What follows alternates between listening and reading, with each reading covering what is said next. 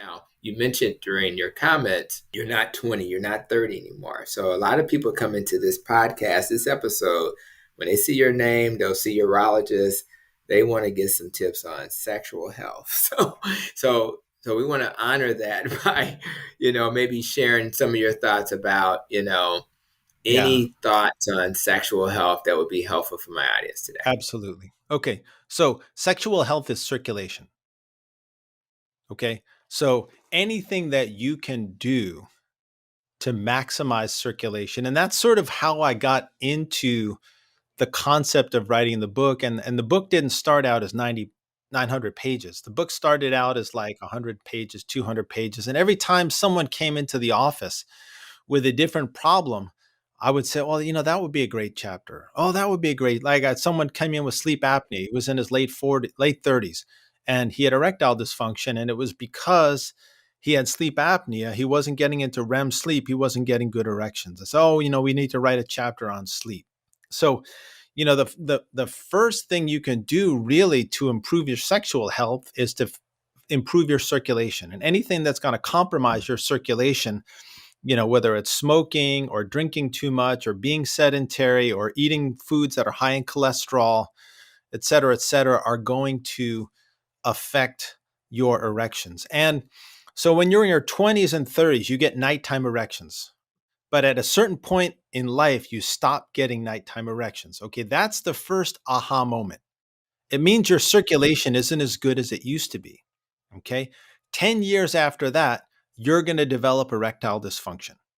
And 10 years after you develop erectile dysfunction, you're going to develop heart disease. You're going to have a heart attack. You're going to have a stroke, right? So you really have a 20-year lead time in terms of knowing that things are changing. And if you're not going to take the morning erection thing seriously, at least take the regular erection thing seriously, because doing so is going to save your life.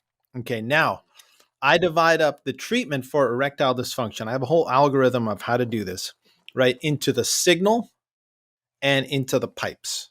Okay, the signal that we have to open up blood vessels is something called nitric oxide. Nitric oxide is the second messenger. When I was at UCLA, my professor won the Nobel Prize for figuring out that nitric oxide is used to open up blood vessels. Nitric oxide is in foods. It's also produced on the inside of our blood vessels and by our nerves. And as we get older, we make less and less nitric oxide. So it's kind of like a dimmer switch turning down blood flow. So as we get older, we get high blood pressure and we don't have as good circulation. So one thing I do is I have a supplement called Affirm.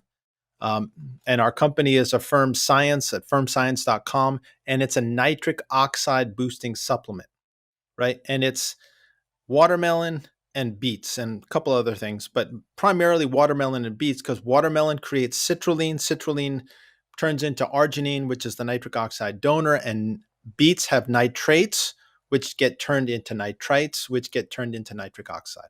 And that opens up blood vessels all throughout the body. So it improves cognition, improves brain function because you get better brain circulation.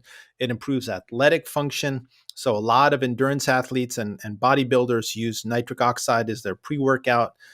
It's amazing for blood pressure. I had a patient the other day.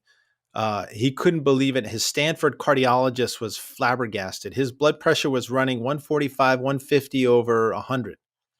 I put him on 2 tablets of Affirm morning, 2 tablets at night.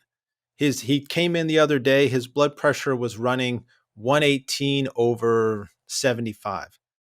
And his Stanford cardiologist wanted to put him on a thiazide. He wanted to put him on a calcium channel blocker. And I said, do me a favor, just take the Affirm, see what happens. His heart rate went down, mean arterial pressure went down, blood pressure went down. So taking a nitric oxide booster, especially when you're in your 30s, early 40s, you're starting to lose those nighttime erections, are going to dramatically improve circulation. Okay.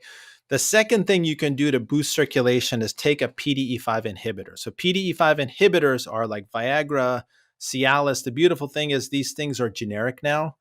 So tadalafil, sildenafil, they're very inexpensive. I put a lot of my patients on tadalafil, 5 milligrams, take it every night, 5 milligrams every night rarely has any side effects, and will help you get nighttime erections.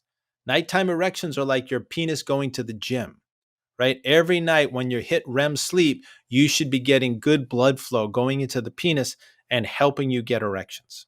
Okay, but this is just boosting the signal. As soon as you take that signal away, the benefits go away. So the other part of it is, how can we improve the arteries? And we already talked about diet and exercise and all that kind of stuff. I won't beat that sort of dead cow. But the other things that you can do, which is really why I got into regenerative urology, are things like low intensity shockwave therapy or Gainswave. Okay. And what we do is we use pulsed acoustic waves to stimulate the growth of new blood vessels. So, what it does is it tricks your body into thinking that there's an injury. And when your body thinks that there's an injury, you generate an injury response. And part of that injury response is growing new blood vessels. So you have what's called collateral circulation, or circulation around the blockages. The other thing that I do is use platelet rich plasma, okay, which are basically platelets that we extract from your blood. And platelets are like little miraculous cells, right? They have two functions. Everyone knows function number one, which is stopping bleeding, right? So if you cut yourself, you get a clot, you get a scab, but then the scab peels off and the skin grows back. Well, why does the skin grow back? Have you ever paused and said, why does the skin grow only in this spot and not in the rest of my body? And the reason for that is the platelets are filled with growth factors. So it's really a miraculous little cell that hones to an area of injury, causes a clot, releases growth factor, which then begins the process of rebuilding. And so people use PRP in orthopedics. So a lot of professional basketball players and football players and so on and so forth do that. It's used in hair growth, but in urology, it's used as what's called a P shot, which is in the penis, or an O shot, which is in the clitoris in women.